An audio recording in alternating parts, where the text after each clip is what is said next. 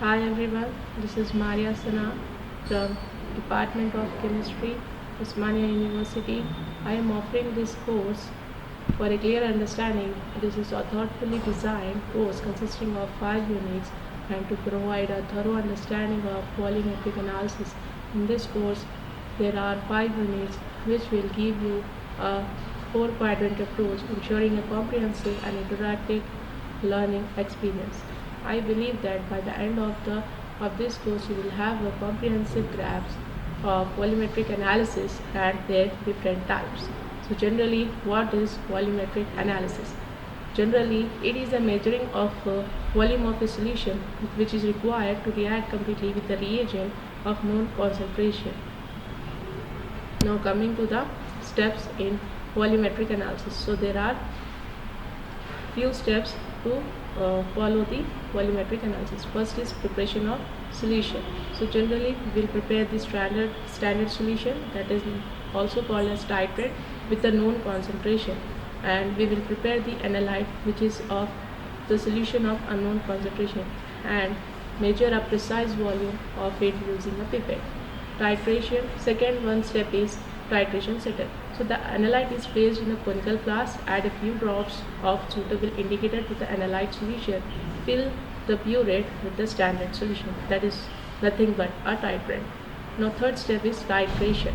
Slowly add the titrant from the burette to the analyte solution while constantly swirling the flask to mist. Next, continue adding the titrant until the end point is reached. That is, there will be a change in color or another measurable signal. Now coming to the last step, that will be the calculations. So that will be record the volume of the titrant which is used to reach the end point. So coming to the relationship for calculating concentration in a titration is C1V1 is equals to C2V2, where C1 and V1 are the concentrations and the volume of the titrant of known solution, whereas C2V2 are nothing but the concentrations and the volume of analyte which is of unknown solution. Now coming to the types of titrations in volumetric analysis.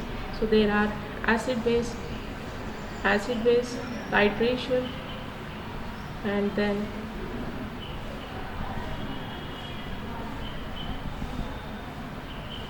next is complexometric titrations, then precipitation titrations, etc. Then coming to the next thing is applications of volumetric analysis. So generally the volumetric analysis will be using in determining the pharmaceutical analysis like concentration of active ingredients, analysis of the purity of the substances, and analysis of preservatives, and determining the concentration of chemicals during manufacturing process, blood test, titrating urine samples to determine certain biometrics. Whether your passion lies within the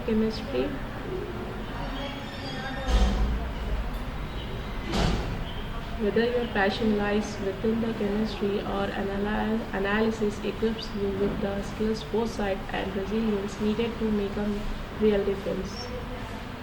Be sure to practice and repeat the titrations of this procedure to get the consistency in your reading.